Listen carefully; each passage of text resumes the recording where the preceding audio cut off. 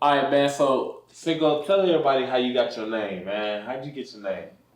That's an interesting story because my company is Cinco Entertainment, and when I moved to Atlanta, most people didn't really know me here, but they knew my company. So, Okay. like most hip hop artists, we're gonna take things and remix it. So instead of calling me Cincoyo, which is the name of my company, they shortened it to Cinco. But historically, where I come from, most people know me as D or D Moore.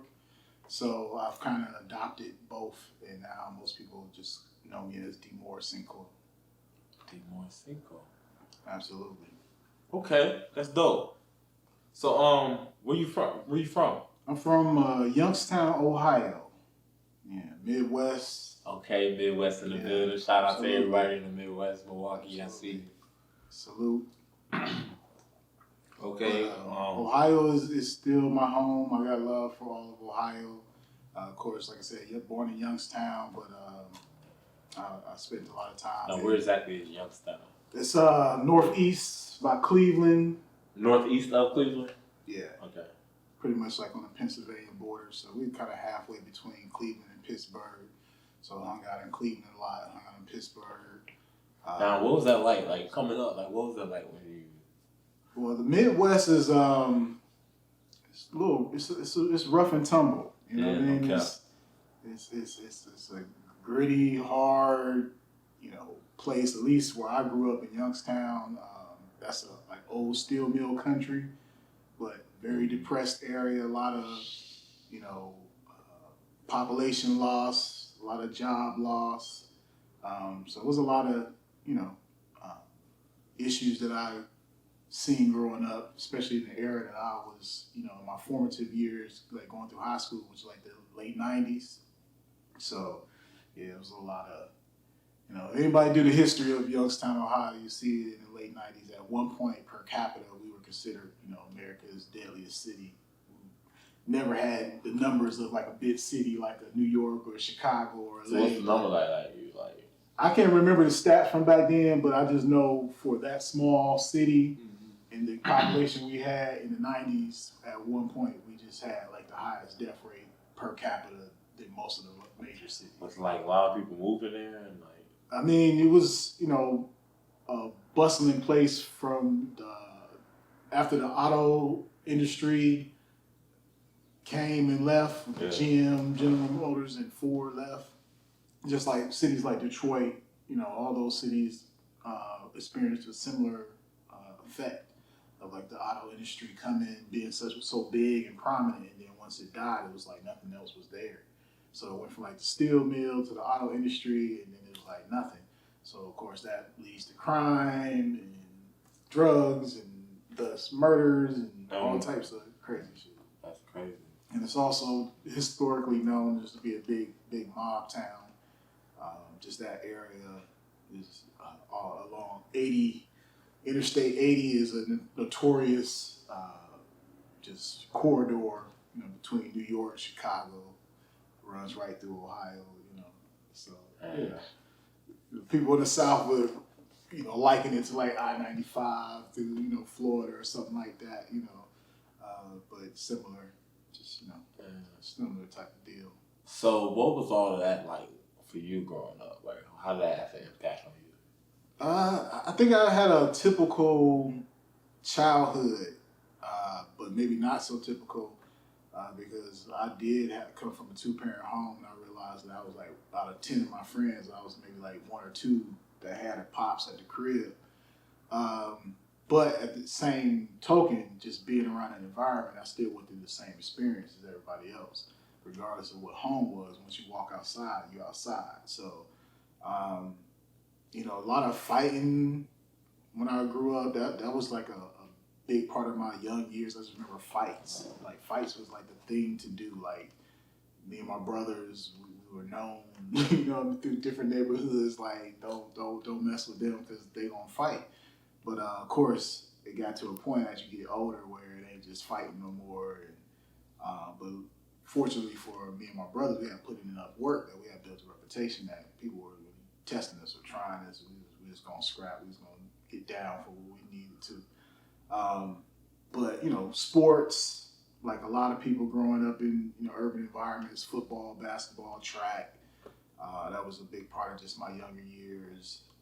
All music was always part of my life. As I look back, as I get older and I start looking back, like, dang, I can remember being super young and just remembering things specifically because of music.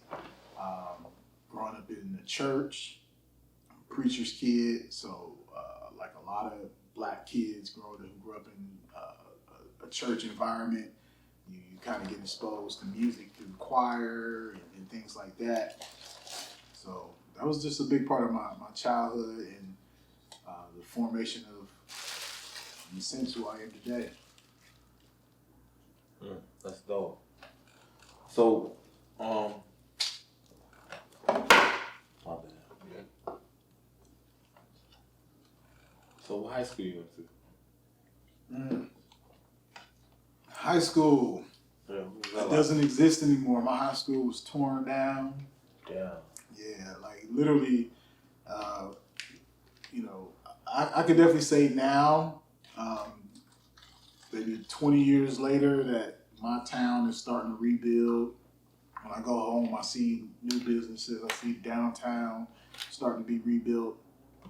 Of course, the typical gentrification that's happening in most urban centers across the country is happening there. But with all good comes the bad. With all bad comes some good, depending on the perspective. So the truth is, just to see some sort of growth and revitalization in my hometown is good. But just my high school just doesn't exist anymore. But it was the Rand High School, Rand Tigers. That was a big part of just my formative years, as far as just coming to my own as a producer or artist. That's when I really got into my music bag. Okay. Set up a studio in my parents' basement when I was 16 years old. So I was in high school during that time. Had a little group in the neighborhood. It was probably about 7 of us. We was like Wu-Tang Clan. And everybody was just coming in the basement. We would record songs, and it was a lot different then. We was analog. So a lot of things were like one take. So we didn't have multi-track machines. Eventually, I ended up upgrading and buying equipment, a couple of years down the line. But when I first started, it was literally like a live performance. And if it was 5 niggas on the song, all 5 niggas had to get their shit exactly right. Yeah. If you're the 4th nigga and you fucked up, then we had to run that all the way back. And everybody got to get back in line before, we upgraded to 2 mics. We only had 1 mic, so we practice people. Yeah, not only is it one take, but every artist got to be quick to hop in and get on the mic because we only had 1 mic at the time. But damn. Yeah, but at the end of the day, that was a primitive version of what I do now. Right. But it was the basis. Like everything I do today is still based off of that same principle, even though it's more modern and we got computers and multi-tracks. You can record as many tracks as you want, and how many takes you want, and it's no big deal.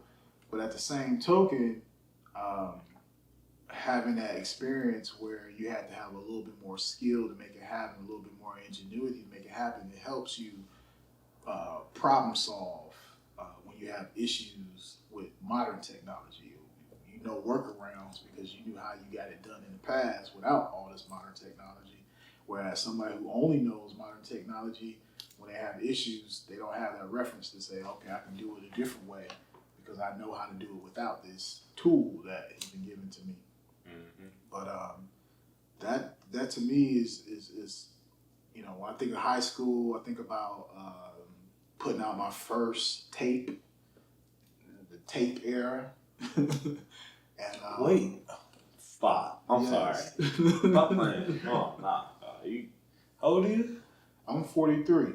Whoa! So I thought it was like I thought you had me about like at least 5 to 6 years. Wait, I'm thinking like 30. 35, like 36, 37. I'm OG. Been in this shit for a minute, man. Damn, dog. Like, so if I say I started set up my first studio when I was 16 in my parents' basement, And they were working off analog. I was like, yeah. Yeah. I remember working off analog, but I was like, I wasn't touching shit when I was working. I was just watching. Like my pops had analog, so it was like, you know.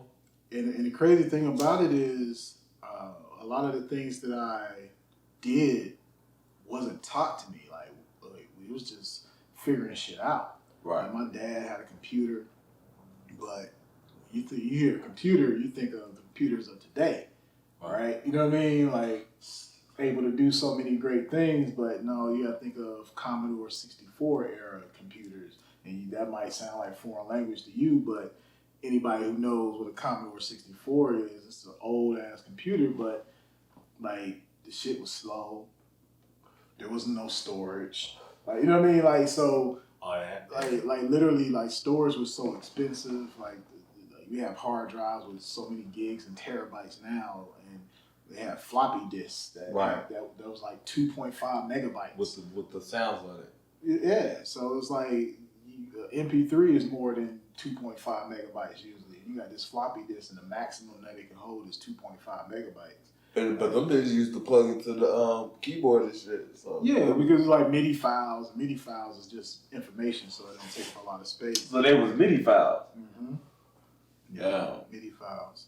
So, but coming from that era and not having a frame of reference, like everything had to be learned on the fly. So literally, like when I say I put out my first tape, like I literally as a kid, I figured out how I found a company who I still work with to this day, called Disc Makers, and they sold tapes, and you could literally send them like the text that you wanted. They would print on your tape, and then send you blank tapes with whatever your group name, song name printed. So literally, like I found this company, funded it ourselves, and bought like, I don't know, it was like maybe like 500 tapes or whatever.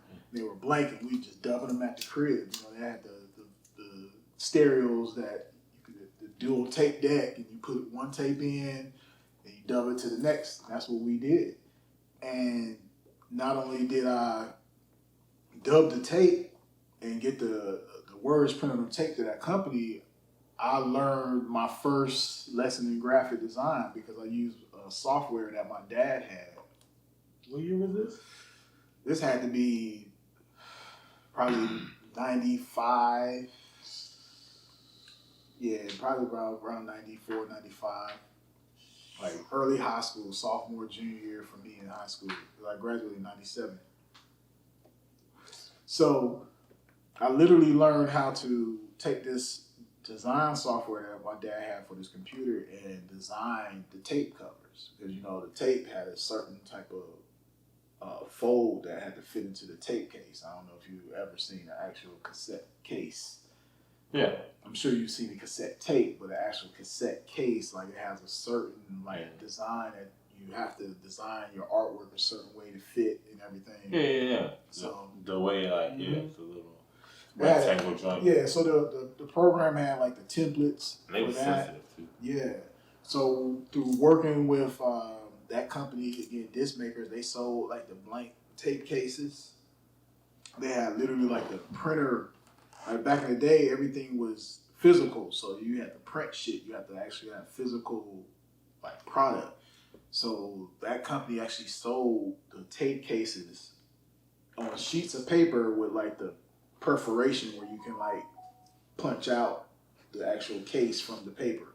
So it'll be like a actual sheet of paper, like your typical sheet of paper that you can run through any printer, and you print your design. But it had like a little cutout where once you print your design, you just punch out the tape case and you're good to go. So that's what we did, and I was selling a tape, a little single. Me and my group in high school, we performed in talent shows. Like, how much you sell it for? I can't remember. I can't remember, to be honest. I can't remember how much we sold it for. That's a lot of work, man. It was a lot of work. it was a lot of work. It really was. Like, especially compared to today, like literally all you have to do is get like a design for your single or song or project and upload it, and it's everywhere. And you don't ever have to worry about printing it, packaging it. You can if you choose to, but you don't have to. Back then, you had to. So that's the difference. Like now you have options. If you want, you can print up a vinyl today. If you want a vinyl of your song or record, you can actually, some people like that for collectors and shit. People, true fans like to have your vinyl. And that's the actual service that my company does now. Oh, really? Yeah. Oh, that's dope. Because I want my vinyl. Get my album vinyl. But the thing is, it wasn't optional in the past, so I had to learn that skill.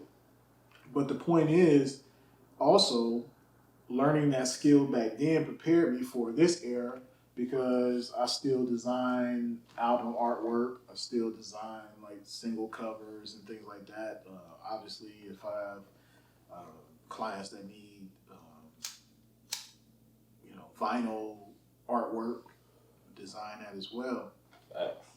But literally, that all started back in high school, like just that little program, that software. But I had always been into anything creative and art and drawing and shit like that. So, like the computer was just an extension of like what I did naturally. It was like, okay, I figured, okay.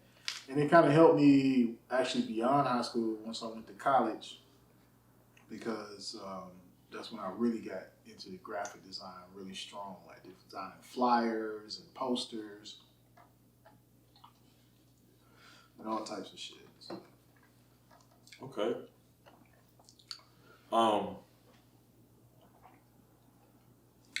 Who are when did Lil Nas X come into play? Lil Nas X. I think I met him probably originally about 2017, but didn't start working with him directly until maybe early 2018, or toward the end of 2017. But he was coming to the studio with his brothers and cousins. They would all come in just as a group, and they'd all be sharing time and all trying to like put parts on songs and hop on songs. And after I can't never tell over how long they were actually coming, but over whatever many months they were coming to the studio. At some point, to your studio, yeah. At some point, he came to me directly and just was like he wanted to come in and do something on his own. So we exchanged information, and probably a couple weeks later, he hit me up and then started coming in by himself. Well, actually, not by himself. He was still coming in with one of his brothers, but it wasn't just like the group anymore. It was just like 7 niggas. Like that's how you know somebody taking that shit serious. Right. And yeah, so that's how I started working with him one-on-one, and we recorded a number of records, but Old Town Road was the first record that we recorded, if I recall, and that was the one. That was the one. You said it was the first record? That was the first record we recorded. He had that record already written though. You didn't tell me Lil Nas X one hit or quitted this shit. That's crazy. I mean, well, he didn't want him to quit it because he ain't quit, but right. He one hit him up. He one hit him. He definitely came in off of his initial. Don't tell me. No, he had music out before. Like before I even met him and started recording, like he had music out. I didn't know this, but because I had just met him, Right. And but per learning about his story, he had music out. I don't think, of course, he wasn't going under the same artist name at the time. I think it was like Nazarati or something like that. But to his credit, he had already built up some sort of following. I think it was mostly on Twitter. I'm not sure. But he had a social following. Like it was already, like a big following, or was it like? big, small, whatever, he had something. It was strong. Whatever it was. Whatever it was, he had something. Did you know it was gonna be a hit? You never know that something is gonna be what Old Town Road became. You can have a good song and be like, yo, this could be a hit. Like I've had that moment many times in the studio where I'm like, yo, this song has that potential. And that's what I always say. This song has that potential because I understand how hits work. Hits just don't happen because you make a good song.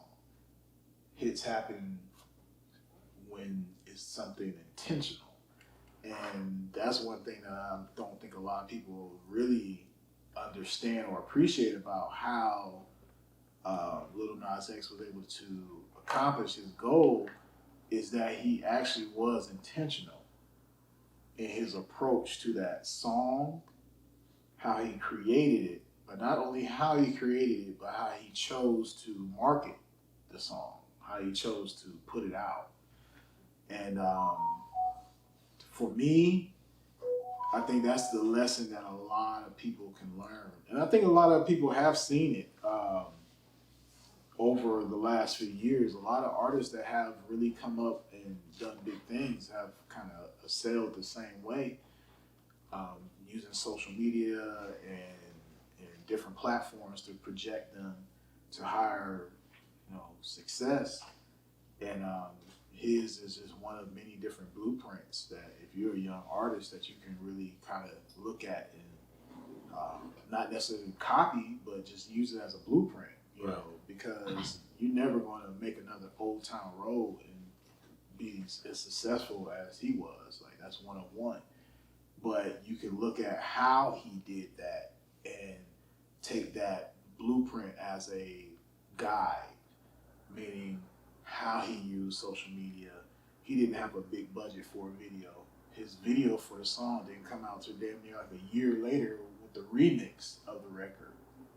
He made the original song go off of I think he had a visualizer of Red Dead Redemption or something like that. Like, it was just some country western game that he used as his visuals for the video on YouTube.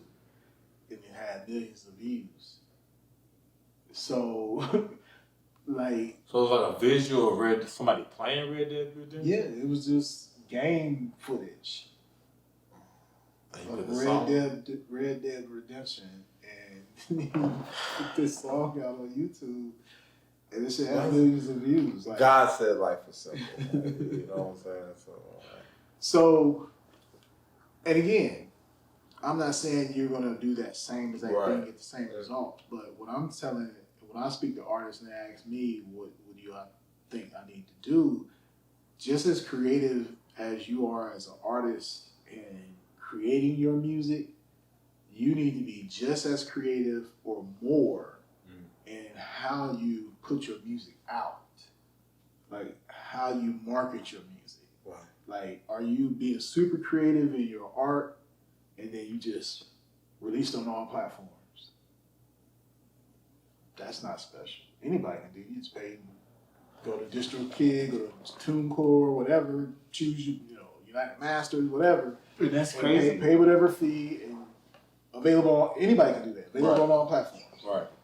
But again, if you take the approach that I just said and being creative in how you market your music, how you release your music, does it attack a platform like TikTok to where it's a sound that can easily be danced to by kids and turned into TikTok videos and shared? That's intentional. And not only how you market your music, but that actually goes back to the creation process. Like, when you're in the studio, like, now these are considerations. Like, yeah, you can just go in the studio and throw on a hot beat and just come up with some random lyrics and try that.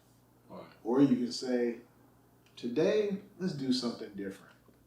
Just today, because we didn't come in the studio 3-4 days, over the last couple weeks or whatever. We're going to be in the studio for another 3 or 4 days in the next coming weeks or so.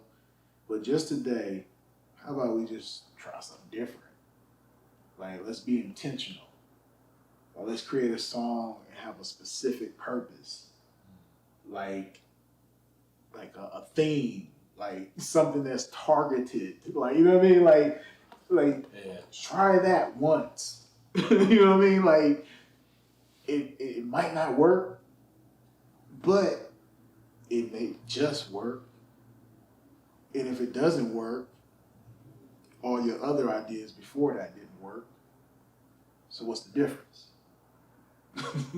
Try some different shit from time to time, and you never know. And that was the conversation we had.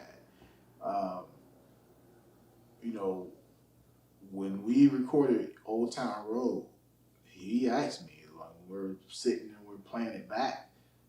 He asked me, he was like, what do you think? And the first thing I said was, it's different. Because again, all I knew of him is what I experienced when he was coming to the studio with his brothers and cousins recording as a group. You know, I only knew the sound that they were putting out, which was not knocking, not saying it was bad, but it was just a typical sound of what most artists that you can imagine in Atlanta do. You know, YouTube beat, hot beat, trap, probably inspired beat, some auto-tune lyrics and sounds and ad-libs. Pretty much typical Atlanta sound that you are know and love at this point in hip hop.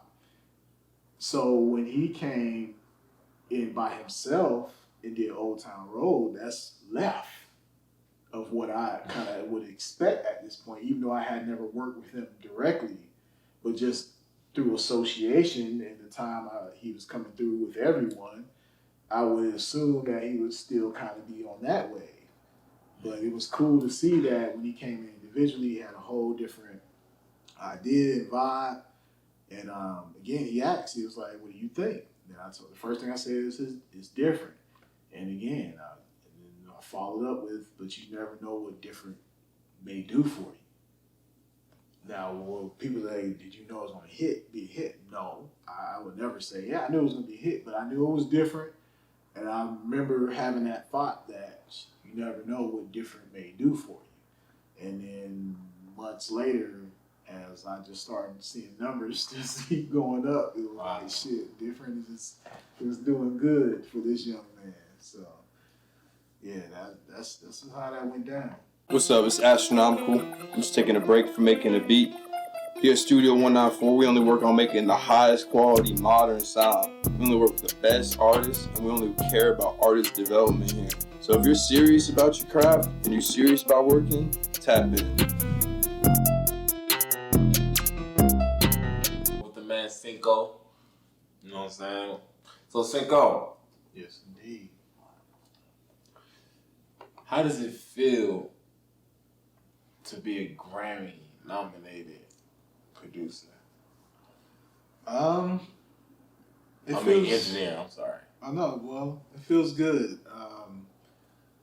Because it kind of confirms a lot of just the work that I've put in over the years.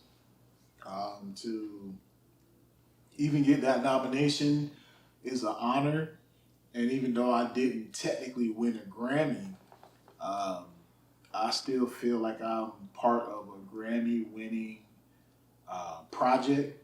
And I don't feel, I am part of a Grammy-winning project, even though the Grammy was given to the remix version, where technically the bulk of my work was done on the original version.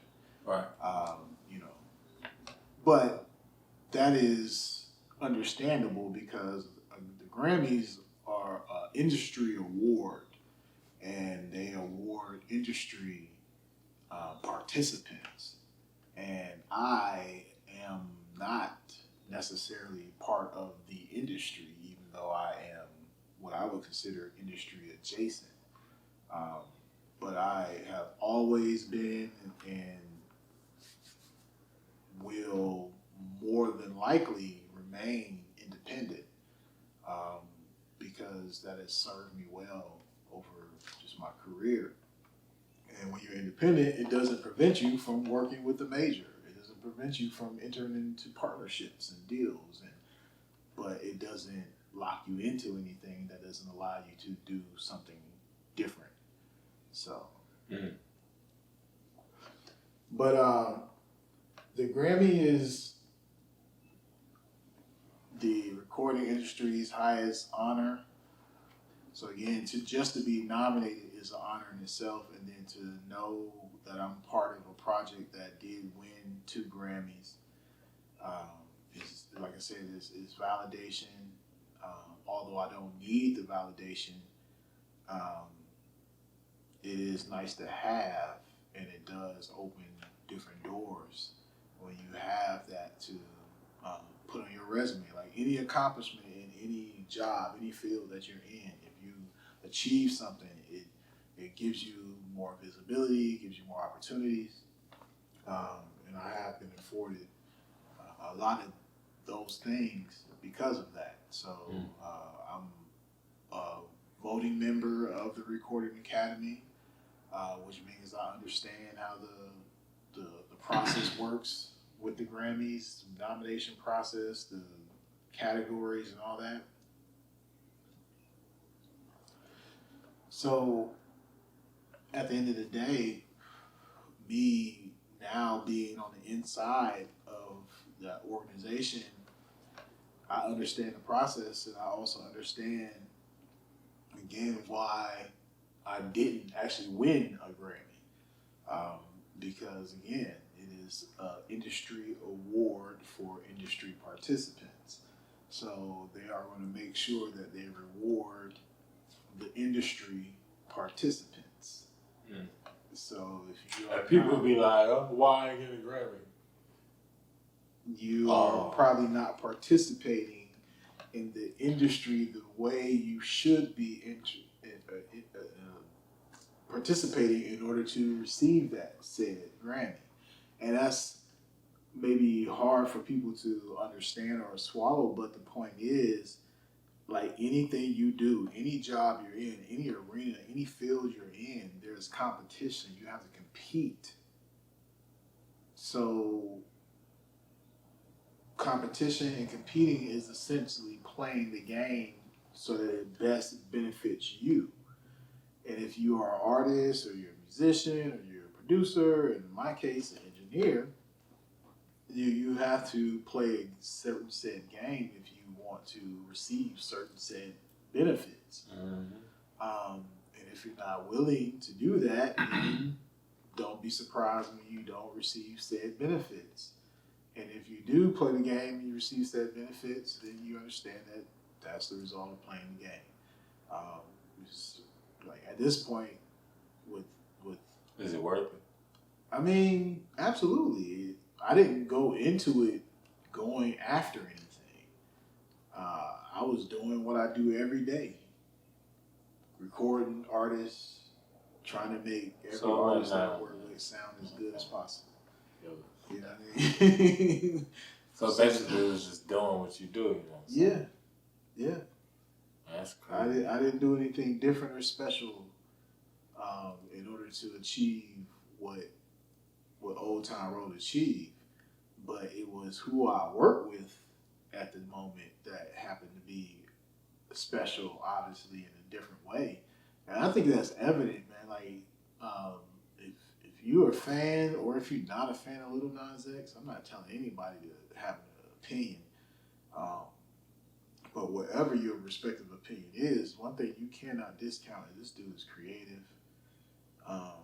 He understands how to utilize social capital to his advantage. Like I wouldn't say nobody else, because there's a lot of people that we can point to in this era that does the same thing in different ways. They use their social capital to leverage their image and their likeness to propel their career forward in whatever way. And it's just amazing. It's like to actually see where he started, humble beginnings, and he is a humble dude. Like he's confident in himself, but like to work with him and see where he's come from and to see this dude doing so many like crazy things, like popping up. Like I hit him like, yo, you just popped up on a commercial while I was like logging onto a website. You know what I mean? Yeah. And he just be laughing, like, you know what I mean? It's like some shit that I would never have imagined, like when we sat down in the studio. But to see that and experience that, like, it's cool because it's like it lets me know that it's possible. Like, and if it's possible for him, it's possible for other artists, and it's happening for other artists. Like every day, there's some new phenomenon that goes viral on whatever platform, and their song is taking off and doing well, and their life has changed forever. So I don't ever want an artist to believe that they can't do it, but just understand that the ones who make it, a lot of times they are not just like, it's not by accident. Like there's a plan, there's thought, there's creativity, there's strategic, creative marketing involved in order to achieve certain goals. And I think the biggest thing that I explain to artists in this era is everyone can release music at any time. So when you release music, just imagine there's millions of other people releasing music at the same time. So the barrier to entry is low, which is a good thing, because that means that it doesn't take much for you to cross that barrier if you're an artist. But at the same time, that barrier to entry is low for everybody else. So just like it's easy for you to cross that barrier and put music out, when you release a song or you release a project, millions of other artists at the same time are releasing projects or songs. How do you stand out from those millions of other artists? That becomes the question. How do you cut through the noise? Like, when you understand that dynamic, and when you press upload to release your song or project to any platform, one thing I think as an artist, they should ask themselves is, how many other artists are releasing music right now at the same time? And if you do that, I think it will kind of help you guide your strategy to something that can be more effective and gaining some impact. And that's why a lot of people go with the obvious stuff, the negative, the salacious, because there's certain playbooks that just work as far as just basic human nature. Like, everybody wants to see the fight, or everybody wants to see the train wreck. Like, you know what I mean? Like, it's the mentality of when you're driving down a highway and there's a wreck on the other side of the highway, you know there's a damn divider. Your side of the highway is slowed down because people on your side that's not affected want to see what's going on over there. So now your side of the highway is slow. It's that same principle. Like, when you understand like the human nature of it all, it's like that's what you're dealing with as an artist. So once you understand that, you gotta kind of target how you release music so that you're never gonna get 100% of it. Like, no, there's never gonna be 100% of people that just love you, like, or like you or whatever. It's about finding your audience and exploiting that audience to the maximum ability that you can as an artist to promote and elevate your brand. So if you have social media, as an artist, I think a lot of artists should focus on trying to find their core base of audience and figuring out a way that they can directly market to that core fan base. Because let's say if you have 1,000 followers out of 10,000 that like really are your true fans and fuck with you and ride with you, they're going to support whatever you do. So if you put out a hoodie, if you put out a mixtape, if you got a show, different type of merch, whatever it is, they're going to support. And if you find out who those 1,000 fans are, and you're able to market to them directly, and they're going to support whatever product you put out, then you can leverage that smaller portion of your audience to grow even larger. Because again, you don't need 1 million streams to make more money. Like if you have 1,000 diehard artists, basically has different pockets of their audience that are casual listeners, and you got some like real ride or die audience members that like, okay, whatever this person is doing, I'm going to support. And if you find those people and you market those people directly, you can actually make a decent amount of money as an artist by just focusing to the smaller audience versus trying to gain acceptance from the wider world. And then once you build up and keep building that core, then you can expand, to the wider world at a higher rate. And that goes back to what I was saying with, Lil Nas X. I think he had already built up some social capital through whatever he was doing on the internet. I don't know because I didn't know him back then, but whatever he was doing on the internet back then, he had built up some social capital already. Right. So he was able to leverage that when he decided to release music in the future. So again, if you're an artist, social media, if you have to figure out a way to leverage your social media and grow your social capital and target your diehard fans, and they're going to help you grow exponentially into the future. That's crazy. Y'all, he just gave y'all a lot of game today. You know what I'm saying? I hope y'all soaking this in.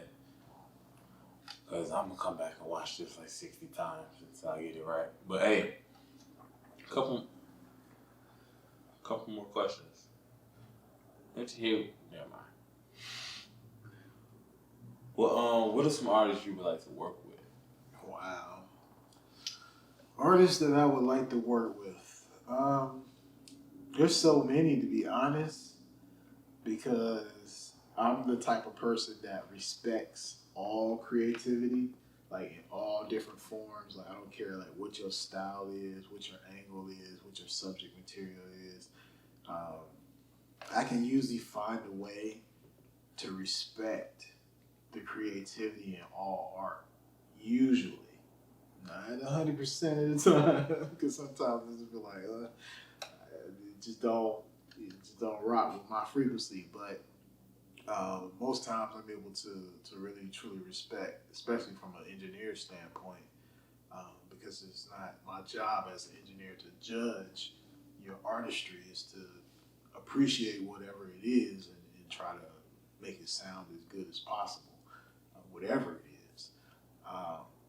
So at the end of the day, when I think about it from the engineer aspect, I'm able to kind of separate my personal belief about what I may be hearing. I'm different. Again, I'm from a different generation, so like first on my list, and this is gonna throw a lot of people, but it would be like Sade, just because she's like one of my favorite artists, and I heard that just recently, like but she's back in the studio recording. She only like released music like every 10 years. She's like a legendary R&B artist, and she just like disappears for like 10 years, and then every now and then will pop out and release a project. And it's been like 12 years since her last project. So, like to work with her, that would be like legendary. But like people who would be more, modern and relevant to today's audience, like I'm a Kodak Black fan. Like I think it'd be cool to fuck with Kodak Black. Like, that'd be dope. Yeah. He's one of the artists that it's like you love him for the same reason that some people hate him. Because I don't understand why they hate him. Because I mean, some people can't really take that rawness. Like they respect other people's truth and honesty, but they can't respect all people's truth and honesty. But I recognize his truth and honesty as who he is as a young man, as he evolves from where he come from, what he's experienced, and what he's experiencing now, and where he's trying to go. So like I just like I like a lot of the music that I hear from him.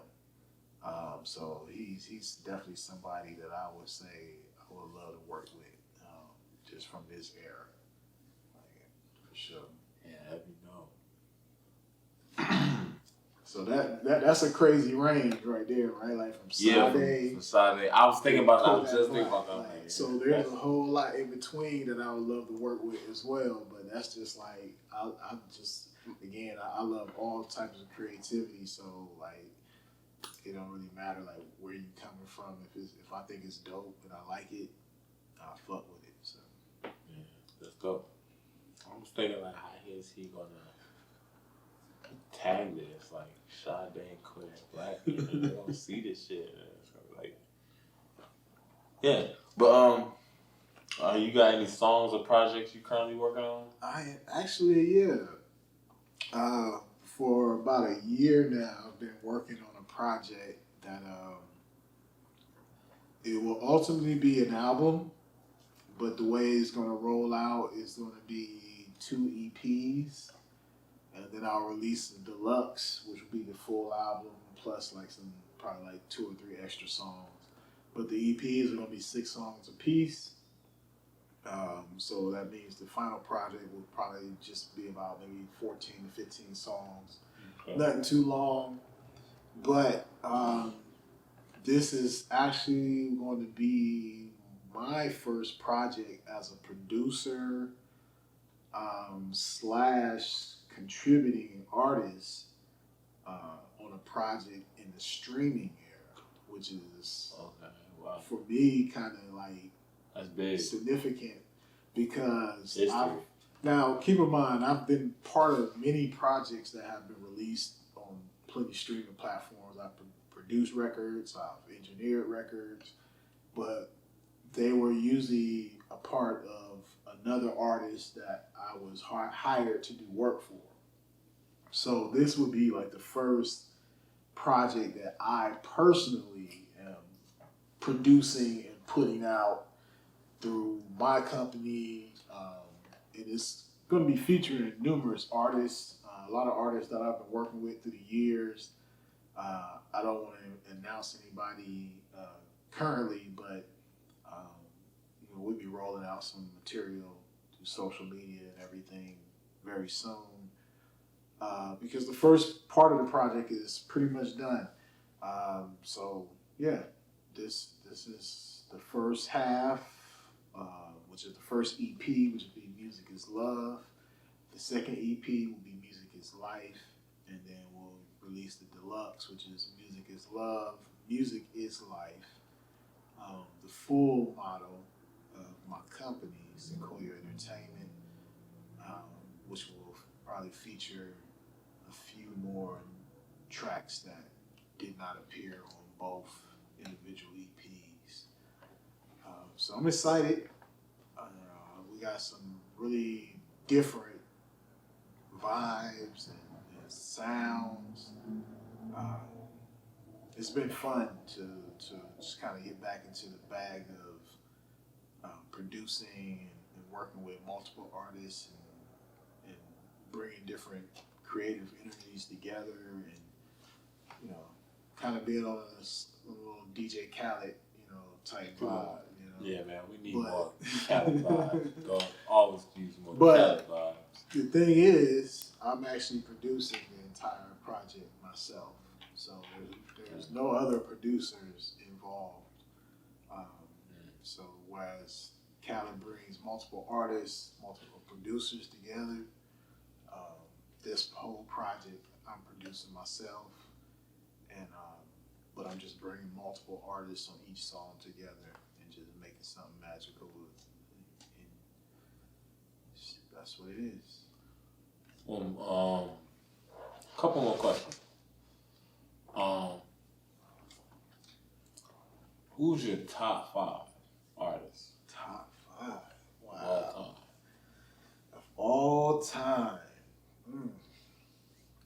Well, one.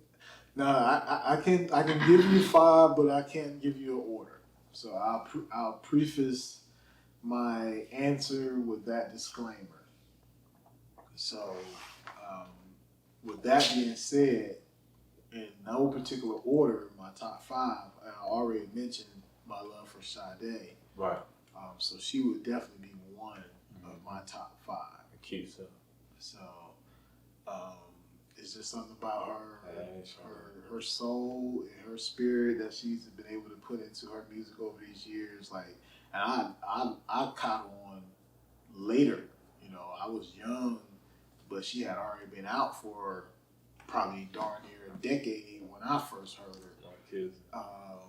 So for her to kind of catch my ear as a youngster, and for me to kind of continue to follow her as she continues as an artist and as a person, and to see other people even younger than me catch on and continue on. I was like, damn, she's timeless. Like there's not too many artists right now that still are operating and moving that you can say is as timeless as her. So other than that, I would have to definitely say Tupac will be in my top 5. Again, this is not any particular order, so I'm not saying he's number 2. But definitely Tupac, because a big part of her high school years, I was on, even though I grew up in the Midwest, we listened to a lot of West Coast music in the 90s. Yeah. We were heavily influenced by West Coast culture. East Coast too.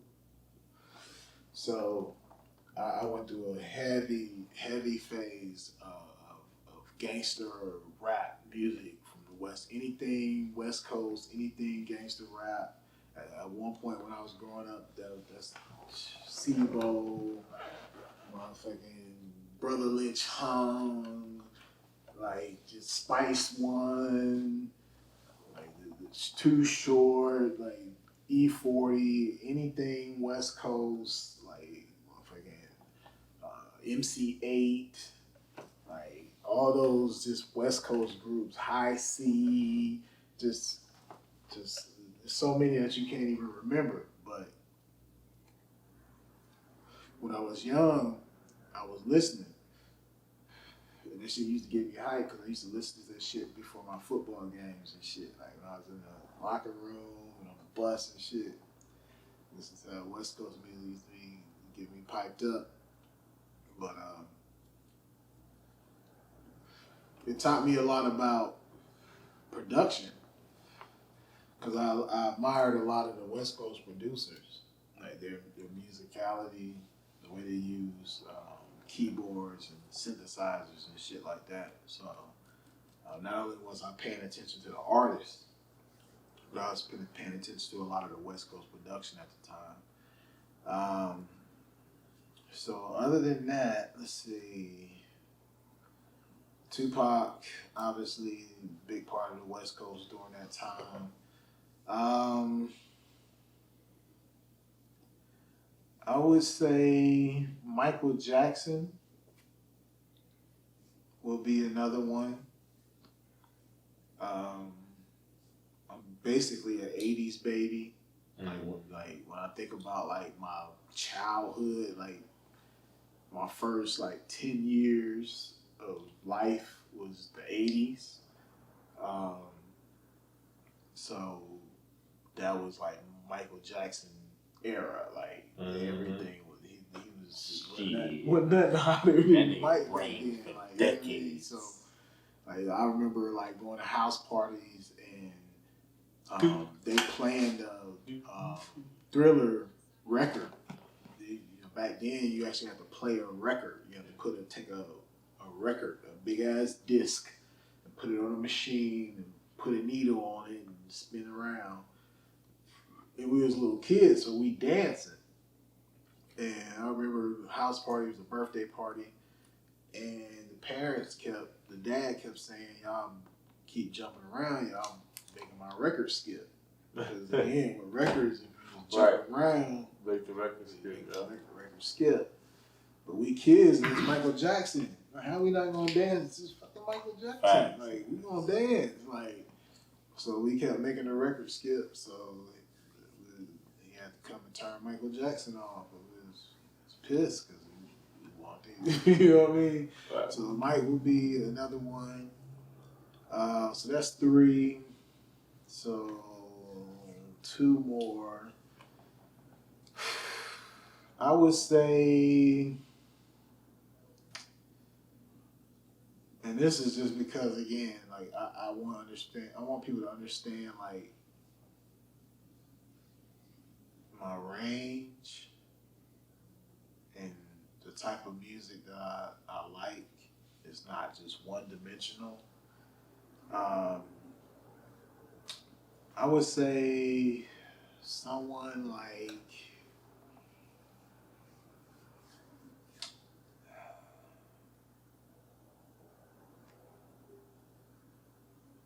Okay, so I got a secret love for rock and roll. Yo, what's going on, y'all? So if y'all interested in learning beat production on FL Studio, I'm Tanner up here at Studio 194. I'm an engineer and producer, and we're gonna be offering one-on-one classes and online courses. Y'all stay tuned. So I got a love for rock and roll, and my favorite rock and roll band is Bon Jovi. So Bon Jovi's dope. I would say that would be one of my top. And 5. You grew up in that era. He had a little run. What was that? I don't know. It was the late '80s, probably early '90s. But see, what I remember, like when I was young, the radio station in my town wasn't really like a hip hop or R&B station. It was like a top 40 type station. So it was mostly like rock and roll, and some pop.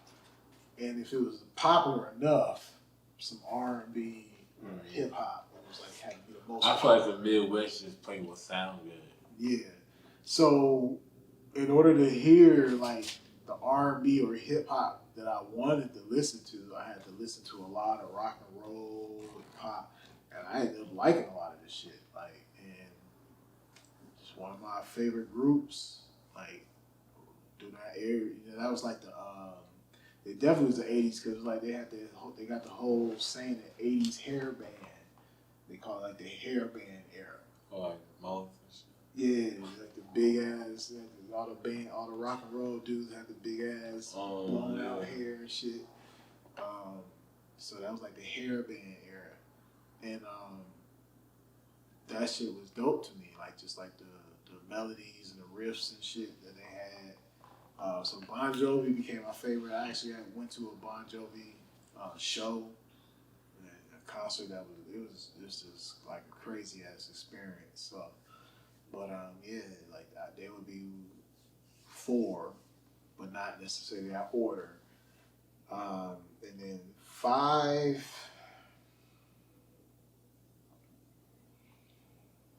that's tough.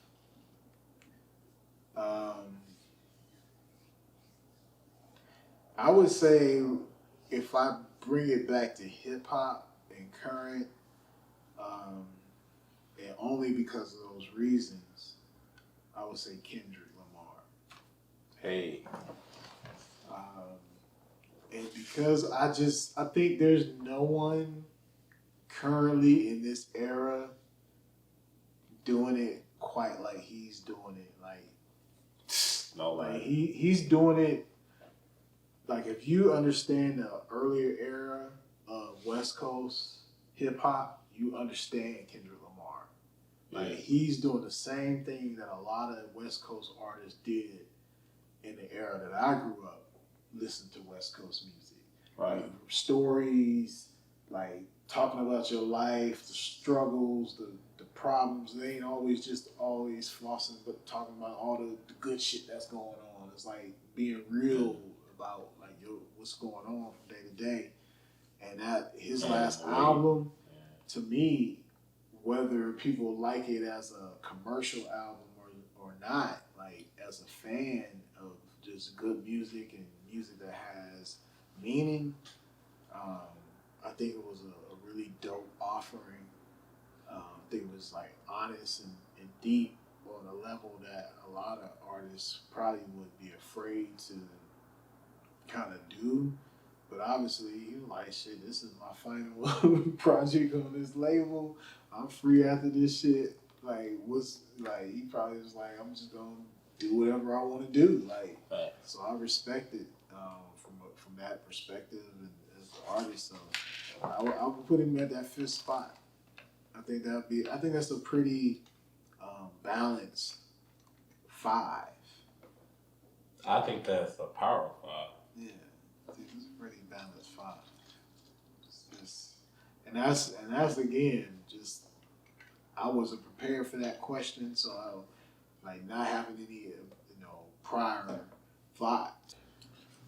So do you have any advice for all the young artists or even artists, older artists? I ain't leaving nobody out, just for everybody that want to be an artist coming up out there.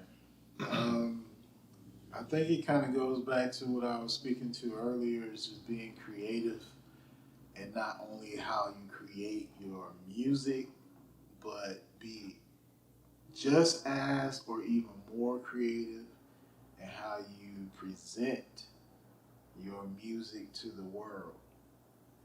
So whether that is your visuals, whatever video that you're doing, like for instance, and keep in mind, this is just an example because I think a lot of people will understand and get it very simple with this example, but I'm not knocking anybody who has done this or will do this.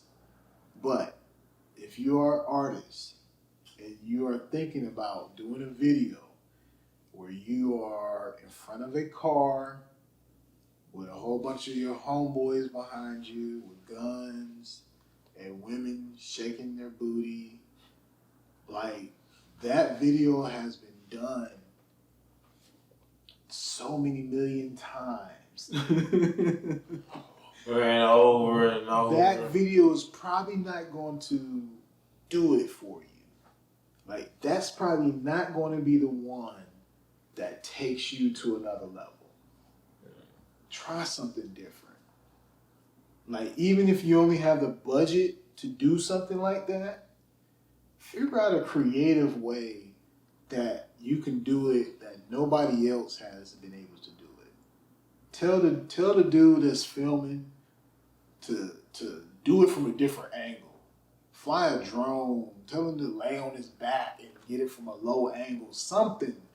Like, do something different with it. Just don't do the typical that you always see. Because the typical is not special. And the typical doesn't break through. The special breaks through. So make yourself special. And be consistent.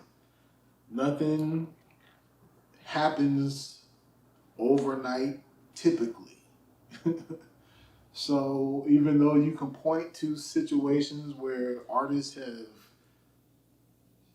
released music and become successful quickly, there are tons of other examples of artists who have grinded for an extended period of time and became successful as well. So your journey may be one or the other, and you just have to figure that out and figure out what works for you, figure out what you are willing to do and what you're not willing to do in this era when so much of you as an artist must be exposed to your fans and just to the world. You have to create your own standards for yourself as an artist, and just whatever you decide, just understand that there are always trade-offs with each choice. So whether you decide to go independent or you're pursuing a label situation or whatever your goals are as an artist, just understand what each choice, what the trade-offs are for you, and be willing to accept them if you are in the position to make